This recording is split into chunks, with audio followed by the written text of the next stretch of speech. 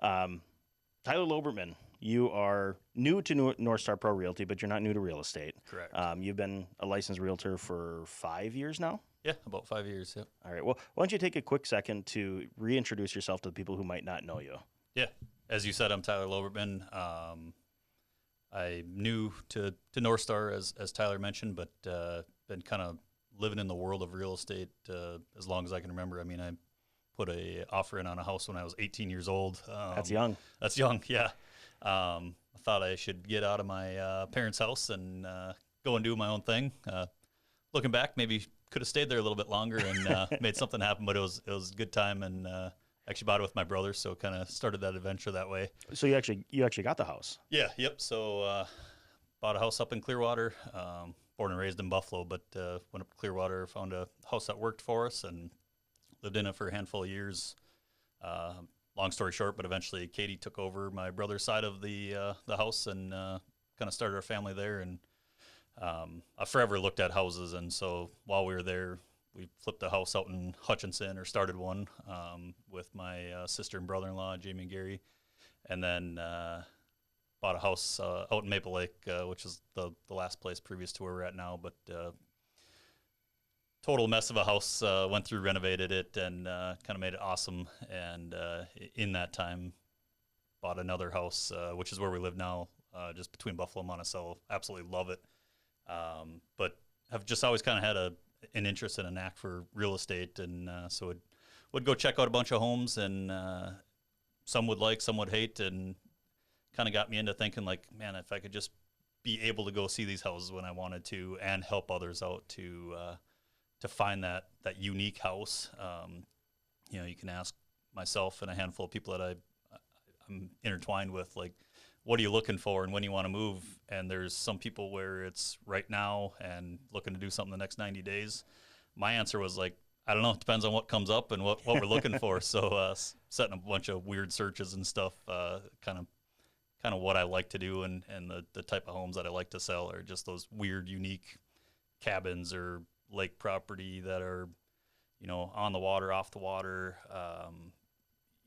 land, unique style of homes, that type of stuff. So, I've been helping people find their thing my whole life. I mean, I worked at Moon Motorsports for better part of 18 years. For those of you that don't know what that is, a power sports dealer, motorcycles, ATVs, side-by-sides. So really cool stuff. Really cool stuff, yeah. So had a blast doing it, a good group of people that I worked with, and selling really cool toys, right? So it was an absolute blast. If you can't make your work fun and have it be a hobby, go do something different, man. You got to love what you're doing, and that's kind of what life's all about.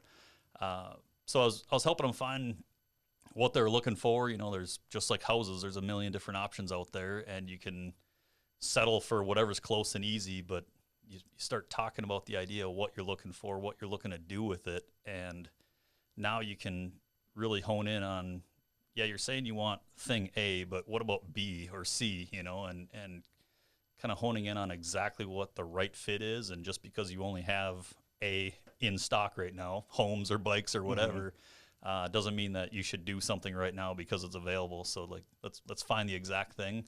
And I love helping people. I mean, just hearing after the sale of where they went, what they did, how they used their thing, and how it worked out was way better than even the sale of the ATV or the motorcycle or whatever. And homes are the same way, man. If I can go over to your house afterwards, sit on the deck and have a beer and talk about how great the thing is that you did to it, or go see the room that you fixed up and had your vision of, man, that's even cooler than the sale and the process of it. All of that is fun too.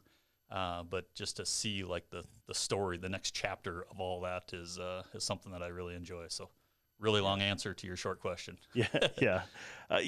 What you said there, it was, helping people find that part that they might not know exists in them. And you could probably attest to it, is one of my favorite parts is when you've listened to what their wants and their needs and their passions, and they're like, hey, I think this would work. But, when we set up an MLS search, it's, hey, you have 27 fit in your criteria, and then they discard all of them except one, and then you see it and it's not the one. Yeah.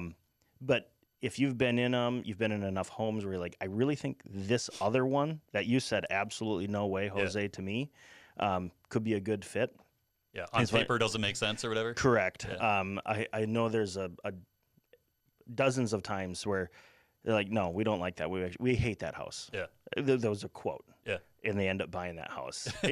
Only because on paper they said they hate it. Then they get there, then there's a feel for it, and then it really makes it a really good fit. And two of them were my siblings, both down in Hutch actually. Yeah. And one was just because it was a god awful color. It was like seafoam green. Right. I'm like, paint it. It's all one story. You could actually do this all. Right. So, and I mean, that's a really rewarding part of just saying, hey, I know you said no, but because we've learned a little bit more about you. Trust me on this one. Let's just go see it, And if I'm meeting a new person, and you might be similar to this, is like, all right, now that we've seen about a half a dozen homes, like if I see something that I think really, really, would be a good fit, I want you to trust me. Right. Let's go see it. Yes. So it's nice to hear that transition because you told a couple of stories from selling motorcycles of just saying, even of, hey, I don't think you should buy this, man. Yeah. Like, and I've certainly given the advice of that. I don't think you should buy this house, or I don't think you should buy a house at this time, for, reasons X, Y, and Z. But it's been a really good transition. And when I knew that like the partnership was going to be a good thing is because we're kind of based into, let's serve our people. Yes. That's really important. We're not just, transactional. Yeah. I've made countless friends. It's actually kind of disappointing when your friend buys something, or when a new customer that becomes a friend buys it, because you don't get to go hang out with them a couple times a week. Yeah. It's like, oh man, this is great. But then you get to follow up with them. Hey, Joe, you want to go look at another house just because? Hey, just because I'm a little bit bored right now. Yeah. So no, it's kind of fantastic, to do that. Yeah. A fun story when you started in the office full time here. I'll tell people, like, actually being in real estate is actually kind of quite boring, except for the really exciting parts. Yeah. But there's a lot of boring and then some exciting. Yep. You're taking a look at data. You're looking at a screen full of data. Yeah. To really try and hone in where the market's doing, what is it doing. Yep. Very little is it writing contracts. Very little of it is actually, they're showing homes. Obviously, it takes time. But in the downtime when somebody's not actually viewing a home, it's actually kind of quite quiet in the office. And I think there's maybe 45 minutes where nobody said anything. Everybody's just kind of clacking away on their computers. I said, boy, this has to be painfully slow after coming from a motorcycle shop to to real estate. But it was it kind of seems it's fitting the pace right now of what you want to do and transition of how you want to help the next people. Yeah. So, I mean, slow. I guess you can kind of say that, but you're honing in on what exactly is going on in the market. I mean, I'm coming from a world where I know the nuts and bolts of every motorcycle, every side by side. I lived and breathed it for a big chunk of my life, and so the real estate side of things, I'm still wrapping my head around all of it. I mean, I know homes, I know areas, I know general price points because I've been looking at it the whole way along. But being able to see the behind the scenes stuff, just pulling different reports like I was doing as the sales manager of like just seeing what's happening and how it's happening. I'm kind of nerding out on that. Wildly busy even on what you're calling the slow times, right? But pulling those reports where it's like what town's doing what and things like that, like where is action happening. Just this morning we were talking about price points. Like we got a place listed right now where we're at 409, I think it is, and the right numbers, maybe 409 or maybe it's 420 or maybe it's 370, but you see that data to back it up, and it's not just a gut feel. But when you can look at it with data and go, man, if we slide the scale just a little bit, knowing those details when you're going out and looking at a house, or what's your speed of wanting to move, right? Like if you're in a hurry to do it, $5,000 difference in a price range can make all the difference in the world. If you're thinking maybe 405 because, then I net out at, 300,000 or whatever the number is after I pay off my loan.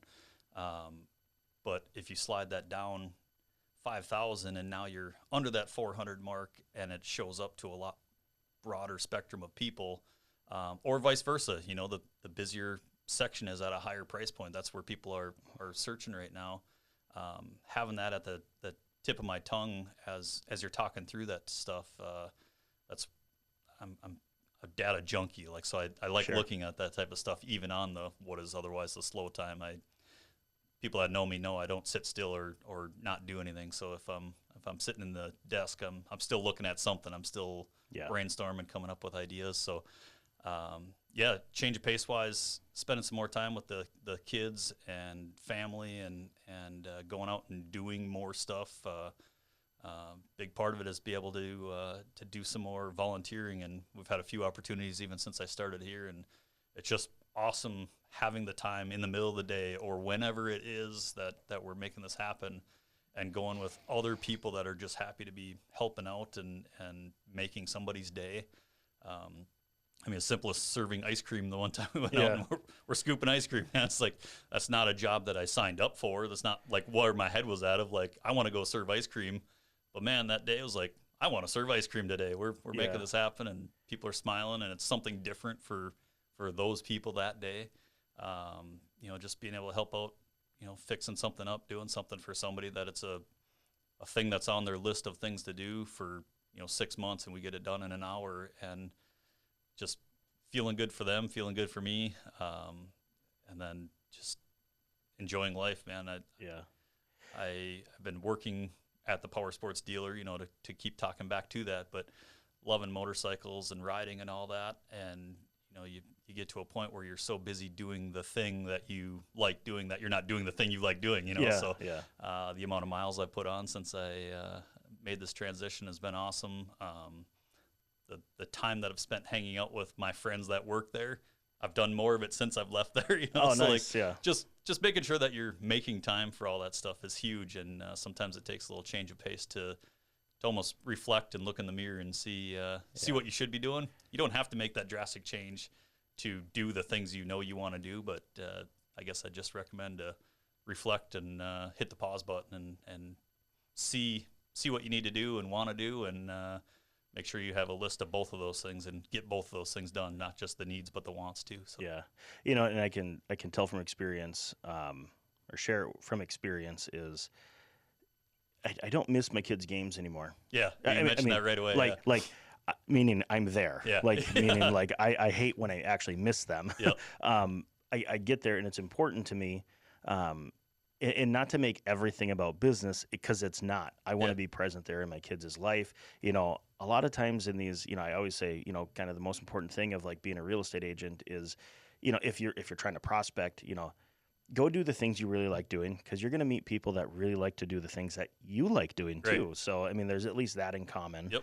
And then, you're making a favorable impression. Mm-hmm. It's like, hey, gosh, boy, Tyler really knocked it out of the park scooping that ice cream. Really good at it. You know what I mean? But it was a pleasant experience for them, and then hopefully when the time comes, one an average of once every 10 years, hopefully you're the one standing in front of them, or the one, in the volunteer line with them as well. Yeah. So I think it's a really solid base to get started, where you can actually be a genuine person all the time versus just a transactional person. I really truly believe that. You can go through, thousands of web leads or anything like that, and they're all trash. When I see conversion rates of that stuff, where when somebody calls you and say, hey, Tyler, I need to sell my home, that's the important. You've already built that relationship with them, because they've seen you out and about, being a good dad, being a good husband, being a good worker, being a good person in the community, giving back of one of the coolest things I heard you say was just like, you just want more opportunities to go volunteer again. I mean, it's something that you didn't quite get to do at the last job. So, or chose not to, honestly, right? Yeah. I mean, not that I chose not to, but reflecting, I could have made time to do that type of stuff and didn't, but I wanted to commit to doing that. And, it doesn't matter if you work 30 hours or 60 hours or 80 hours, you can make time. I mean, a big comment that I mentioned that I would bet my sales team was probably a little frustrated or annoyed with, but you didn't have time or you didn't make time, because there's a big difference, right? To make time for doing that. Probably should have listened to my own advice there a little bit over the years and everybody, right? But make time to do this stuff. And if it's volunteering you want to do, make time to do it. And you can make time. Just have to choose to do it. Yeah. Like if it makes it onto my calendar, it's getting done. Yeah. Great point. For me. Yes. But let's talk a little bit, kind of like transition into some of the more pertinent, real estate things. We Yeah. were talking.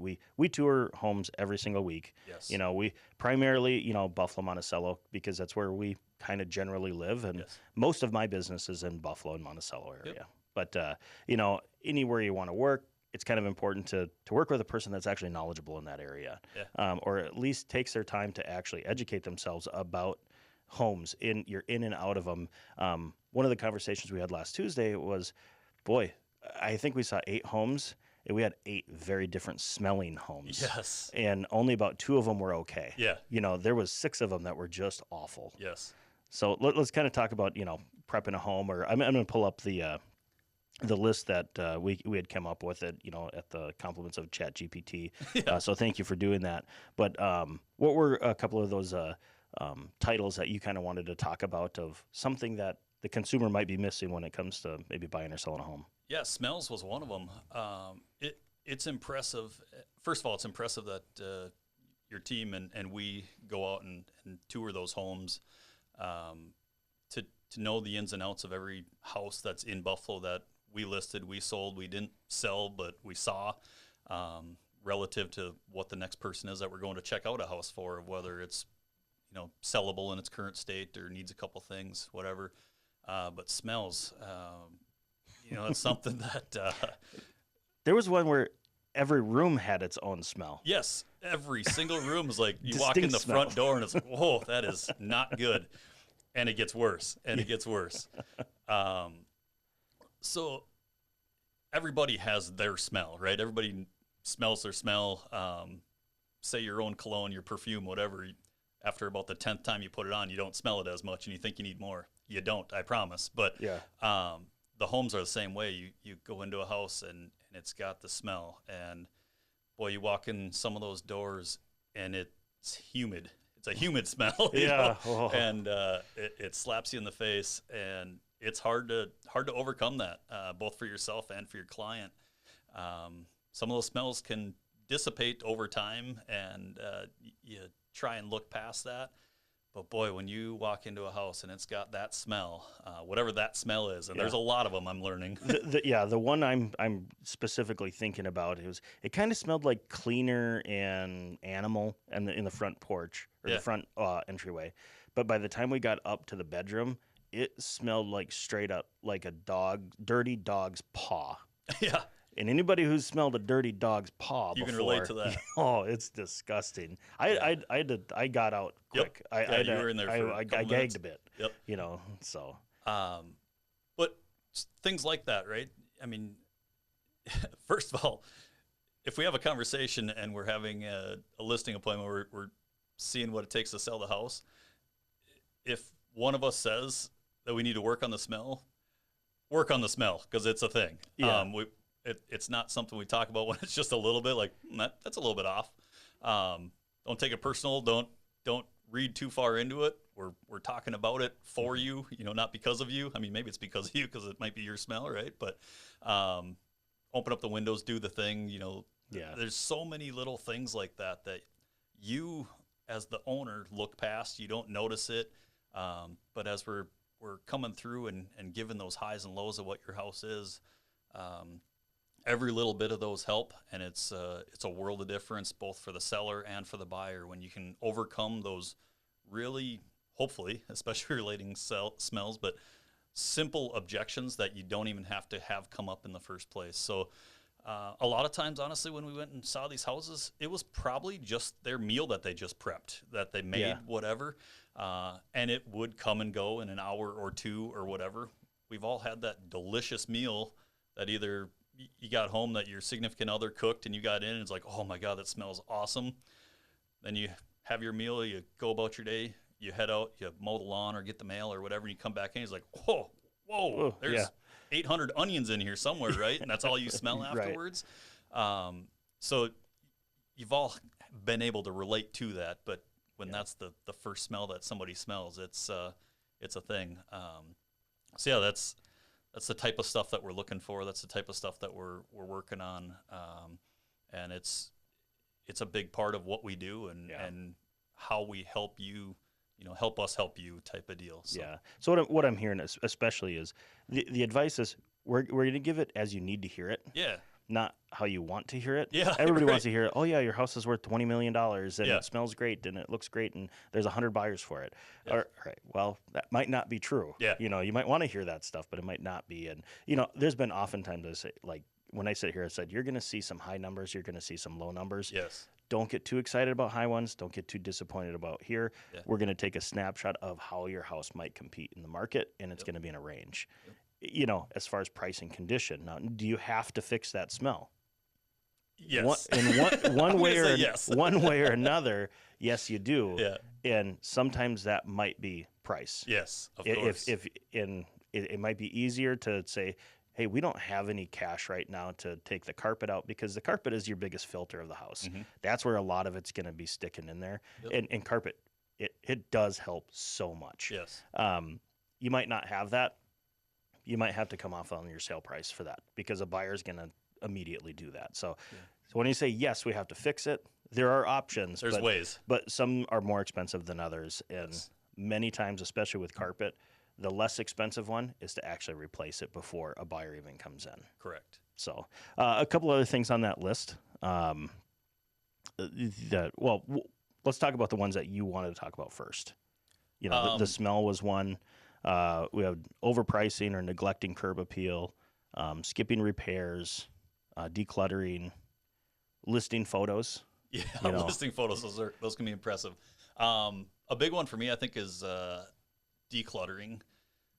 It's unbelievable, and I'm guilty of it myself, but it's unbelievable when you walk into a house, you're paying almost more attention to the things in the house than the house itself, right? Mm-hmm. So you're seeing the funny couch that was probably grandma's or whatever, or all the stuff on the kitchen counter, making it seem like there's not a lot of counter space, or that really weird painting on the wall or whatever. So decluttering, I even went as far as I bought a bunch of totes and boxes. If we're talking about selling a house and I'm helping you out, I've got totes, I've got boxes, I've got a trailer to move stuff around. If you think you've got a clean house, you probably don't. Yeah. Have your mother-in-law over. Yeah, right, exactly. And I love you, Cindy. Yeah, yeah. I think that was a jab at Barb. I'm not sure. Yeah. But no, having my mother-in-law over won't help in this scenario. But she'll just sit there and hang out with me. But we'll probably cut that part out. What I think is huge is pack your boxes like you're ready for your next place. Do you want to bring it to your next place or not? Hopefully you have two different piles, right? You don't need to bring everything over to the new place. I guarantee it. Yeah, right. Yeah. Have it be a good time to simplify and get rid of some stuff and donate some stuff and see who else can use it. We'll go through, my kids love to read, and we have 1 million books at our house, right? And we'll go through, probably not often enough, but every once in a while we'll go through like, hey, what books are you done with? What can we get rid of? And either donate them to cousins and friends and stuff, or take them to little libraries around town and do that. But just to simplify that, to find the stuff that you do actually want and keep it, but to get rid of the stuff that you don't need, and can you live without it for 90 days or whatever? Pack it up, get it out of the way, and do it strategically. Like if you're planning on bringing that to your next house and putting it in your next room, put it in this box. If you're planning on putting it into the storage unit and maybe see if you need it someday, put it in a different box, or like a tote. Like I said, I bought a bunch of totes and got some stickers to be able to label them to put it off to the side. Pack it up, get it out of the way, keep it really simple. The more stuff other people aren't seeing that isn't relevant to the flow of the house, the better off it is for you and for them. It's really easy for when you hear that there's a showing in an hour. I got to hurry up and get it going, right? Yeah. I can't. I got 4 kids and a dog and a cat and all this stuff. If you have 50% less stuff in your house to put away in the first place, it makes that short-term showing that much easier to do, and it makes it way less stressful. I don't think there's a whole lot of people that look forward to selling a house, right? Like to Yeah. sell their house and get to the next one. It actually kind of sucks. Yeah, right, exactly. Funny thing is, us as realtors have no variance to that, right? Like every realtor that I've ever worked, talked to, and known over my time, when they go to sell their house, they are the worst, right? It's Yeah. like they're whining about like, oh, this sucks, and I don't want people in my house and all this stuff. So Give us more heads up time on your yeah, showing. exactly. So if you think we just have it all figured out with homes and knowing how to show and what to do, we're the same way. We have too much stuff. House is a mess. We don't want to have to pick up in an hour. We get it. We understand it. We kind of get immune to it a little bit. Like, yeah, just have it be ready in an hour. No big deal. It's a chance to sell the house. Be excited about it. So there's frustrations with all that. But declutter, simplify it. That's a big part of the next chapter, getting onto your next house, but even in the process of selling it, to simplify and have it out of the way. Also, in your storage areas, if you can have those boxes, those totes, those situations clean and crisp and looking good, that is really exciting for a lot of buyers when they're coming through and looking at the house. They're like, oh, we got a perfect spot to look at. Are you down and out? Maybe. I guess we'll see. You keep going. Tell the Okay. story. So if you can see a way to be super organized in that situation, when someone's coming to look at the house and you have the storage room or the area where the stuff is sitting, a spot in the garage that's got the wall of totes that are stacked nicely, as you see on Pinterest or whatever, make it clean and crisp. The garage is kind of the exception to that rule a little bit. You can kind of fill up the garage. There's not a whole lot of people that look at a garage and go, oh man, there's way too much stuff in there. That can be kind of your holding grounds a little bit. Yeah, and I would say higher than 95% of garages we don't take pictures of. Yeah, unless they're because they're not super worth cool. it. Yeah. Ratvik is one. That was a pretty cool one. But people are, as soon as they get to your house, they are way more lenient that they know you're moving. Yeah. And all your junk is going to be in your garage. Yes. Kind of a pro tip on that, pack your stuff away, is most people wear about 20% of their clothes. Yes. Pack them away. Yes. You don't need sweatshirts in July. Yeah. Or as many as you have there. Unless you're in Minnesota. Yeah, that's true. But, it's going to make your closets look bigger. Yes. It's going to do all that. Pack it away. Yep. Now, if you're in that transition time with little kids, if you hate that one toy that just bothersome to hear it keep on going off, that's a perfect time to lose it in the move. Right. Yes. But what I've found is, most kids only play with 20% of their toys or even less. Yeah. So get one tote, pack all of the other toys away. They're not going to miss it. Yeah. But that one tote, Yep. because then it's easy just to throw it in there and, you put it behind the couch or whatever. So Yep. it's really simplify that strategy to make it easier, because selling real estate it's stressful. Mm-hmm. What do they say? Death, divorce, and real estate are the three most stressful things, on the planet. And oftentimes two of those are overlapping, Right. Yes. Unfortunately. But yeah, so kind of a pro tip of, to everybody listening of, take care of most of your stuff when you go to sell, because the way you live in your home and the way you sell your home are two different things. Yes. Hugely. Yeah. So, a couple of other ones on this list that I thought, definitely need. You had mentioned something like, oh gosh, we've been putting this project off for 6 months or a year or longer. Right. And it takes an hour of just effort. Yeah. Is, one of them was skipping repairs or updates. Yep. And now necessary repairs are definitely super important, I think. And most of them don't take that long. It's just like some concerted effort, or a few dollars to get somebody that is handy to do it. That's going to make all the difference on that buyer's inspection. Just like, if we can prevent all this stuff, from actually becoming a problem, great. So definitely do yourself a favor and do those minor repairs to begin with. What are your thoughts on like a pre-home inspection? I think that's a nice supplement to our listing appointments, right? We're going out to see the house and talk about, the thing that everybody wants to talk about is the value of the house, right? Like, what's it going to sell for? But I think we do our own version of, and I've got to be careful with using the word pre-home inspection, right? But we do our initial, kind of walk through and go, hey, I know you we're talking about fixing the door or doing whatever. Let's get that done. Go through like a little hit list of what's going on. When we get all said and done, I think a pre-home inspection is a great idea. It's calling out the stuff that the professionals are able to see, stuff that will come up anyways, right? There was a short window of time where there weren't a whole lot of inspections going on, which I would say was gross, through COVID, right? I always recommend an inspection when you're buying a house, but the pre-home inspection or the pre-sale inspection points out those things that are going to turn into a stress later when you can be in control of it now, right? So it's the stuff that you don't maybe see. The plumbing isn't working quite right, or the P-trap isn't up to code, or some of the electrical wasn't quite right. You maybe did a basement without a permit, and there's things that are gonna not show up correctly on there.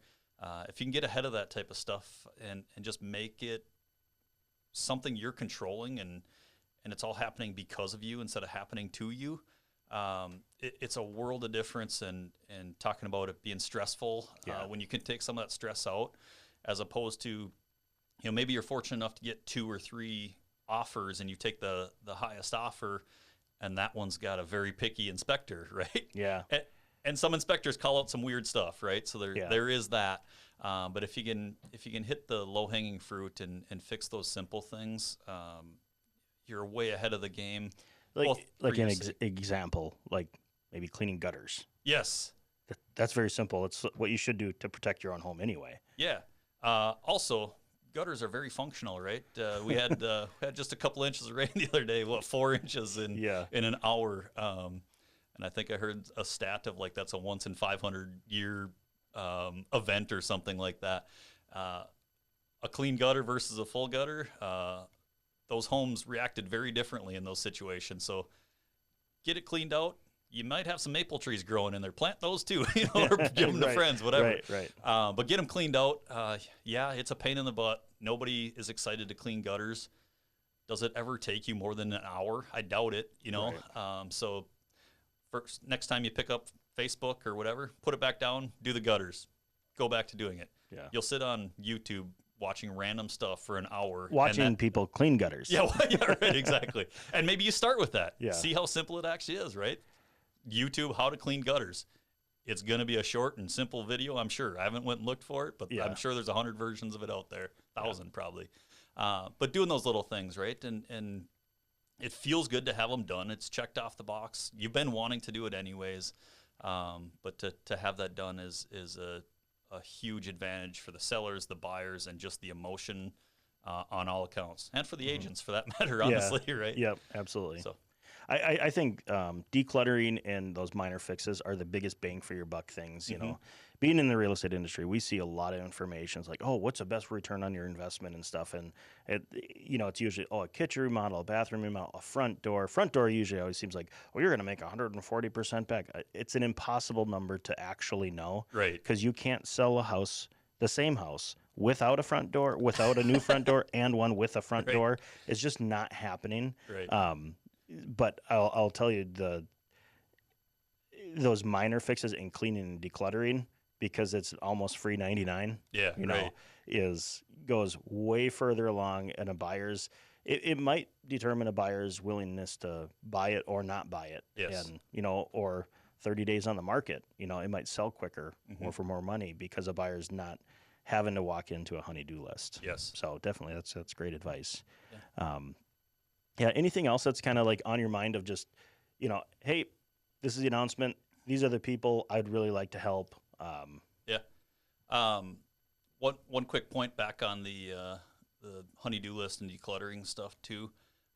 If you don't have the time or the ability to do it, we've been through it a million times. We know a bunch of people that are able to help with the little honey-do list, whether it's just a kind of a do-it-all contractor to landscaper, all that type of stuff. If you're feeling stuck, overwhelmed, any of that, reach out to us. We've got conversations, we've got opportunities. It might be just a matter of, I'll come over and walk through it with you, or I'll pick weeds with you, whatever. Or, hey, call this gentleman, call this lady, and they will make your worries go away. We've got a quote unquote Rolodex, old school term, right? But we got Jeez, a how list. old are you? Yeah, right, exactly. We got a list of people that we can help you. But to your next question of just a matter of kind of reaching out and conversations. First of all, I'm super excited to have this next chapter of life to kind of reverse back to, or to touch back on why I got my real estate license. I got my license so that we could buy a house or two, flip it, sell it, rent it, do whatever. I believe I got licensed in January of 2020, if I recall correctly. And I was looking for an opportunity to have some distressed property, good deal. If you know how the calendar works from there and the price of homes and how that played out from there. Should have got it 2 years before that. Should have got it sooner or after, but it's like planting a tree. Should have done it yesterday, but today's a good day too, right? But that was the reason that I got my real estate license. I didn't want to bother Tyler or Johnny to go look at a house. But reflecting on that, it's not a bother to go look at the stuff. If you're interested in looking at it, let's just go look at it. Let's check it out. Yeah. You might not be ready right now, but if you're thinking about looking at a house, you're somewhere in the world of in market to buy a house. We'll go check it out. We might have a conversation of what needs to happen in order to continue to do this, and how we should put our dominoes in a row here. But we like going looking at houses. That's why we choose to do it every week. We want to see what's out there. So if you want to check out a place, let's go check out a place. Let's make a plan. There's so many people that don't even have a plan in place. Like, I want to do this next thing. Like, well, that's great, but let's talk through it. Let's literally take notes. Let's talk about what's next. So like, let's have a, I don't know, counseling session, for lack of better words. Let's sit down and brainstorm and talk through what it would look like to buy that cabin or that land or that first home. First home, yeah.